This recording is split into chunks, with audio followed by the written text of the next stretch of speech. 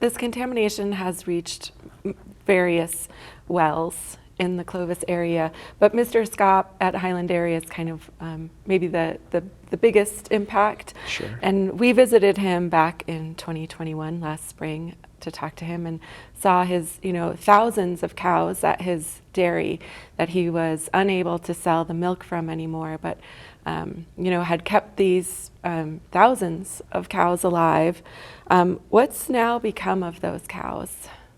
Yeah, so those 3,600 cows over time, some of them simply just died of old age and he wasn't able to sell his milk, but he still had to maintain those cows. To see if the PFAS levels would naturally decline is what I understand he was keeping them alive for. As of today, all 3,600 cows have now been euthanized. So those cows are no longer living, and the cows today are being composted on site at his farm, and we're working with him to make sure that those hazardous carcasses are properly managed so that PFAS doesn't continue to move through the environment, but we actually take it out of the environment. So let's talk about that a little bit, about cows being, and cow carcasses now being hazardous waste. How does that change how and where these bodies can be buried or disposed of? I mean, it's a difficult conversation to have, but I'd like to understand kind of the Yeah, no, logistics of I that. think it is a really difficult conversation. And as somebody who's been in the environmental business as a regulator for 25 plus years, working on hazardous waste issues, I've never encountered a scenario like this before, where a cow has become a hazardous waste. It's one, not something I'd ever want to deal with, and two, not something I've ever had to deal with. And many regulators haven't had to deal with this, but I think it's going to be something we're going to see more of, unfortunately.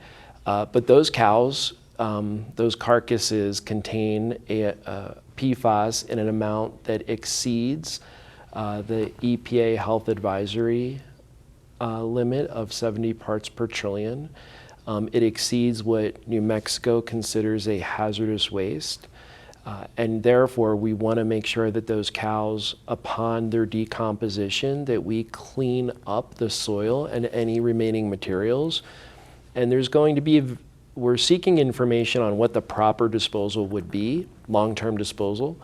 But it's likely going to be something like scooping everything up, taking it to a hazardous waste landfill, or taking all that soil and organic matter that's remaining to a hazardous waste incinerator,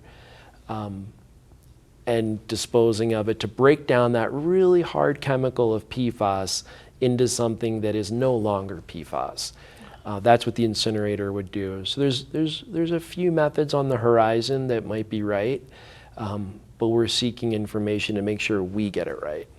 So are the cows just being held on the property, or? Yeah, it's a horrific scene. The cows have been placed into ditches where they will be where they will continue to decompose. ArtScop is covering those cows with topsoil and things to make sure that the smell and the migration of the material doesn't get out of those ditches. So it's pretty horrific. It's a pretty terrible event, and one that we were hoping that the cows would metabolize the PFAS, but after multiple years, the levels have not come down. They're magnitudes higher than what we would have expected or hoped them to be, to treat them as more of like a solid waste. Mm-hmm. So this sounds horrible and also expensive. Who's paying for all of this? Once again, New Mexicans are paying for this. As I said earlier, the Department of Defense hasn't done anything outside of the fence line of Cannon Air Force Base to really take responsibility for the long-term cleanup or management of these hazardous carcasses. So we stepped in, the New Mexico Environment Department and bringing $850,000 to the table. And then ArtScop will be responsible for bringing money to the table as well for something that he didn't cause but became a victim to. Right. So we know that the military, the U.S. military, has contaminated sites across the nation and across the world with PFAS. Are other states dealing with anything similar? What do their kind of relationships look like when it comes to these cleanup issues? Yeah, it's a great question, and it's an interesting answer in that, about 200 miles roughly east of Cannon Air Force Base is Reese Air Force Base in Texas. And when you look at the dichotomy of what I'm about to say, it really is mind-boggling. The Air Force is cleaning up Reese Air Force Base, treating PFAS as a hazardous material. They're doing it with the state of Texas in a collaborative way. When we asked them to do the same thing here in New Mexico, we were met with a federal lawsuit to try to stop us from requiring cleanup.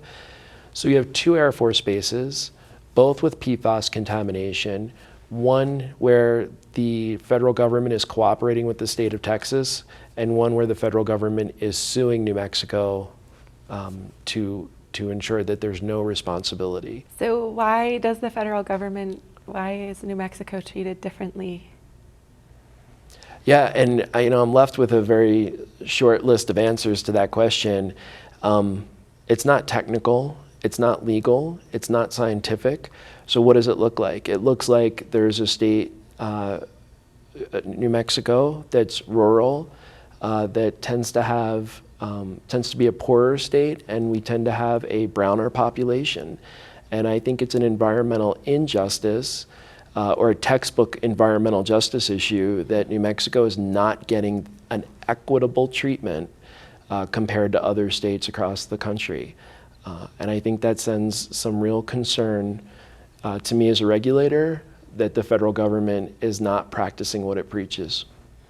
Well, Secretary Kenney, thank you for having this really hard conversation with me today. I appreciate it. And thank you for covering this, and glad to be here.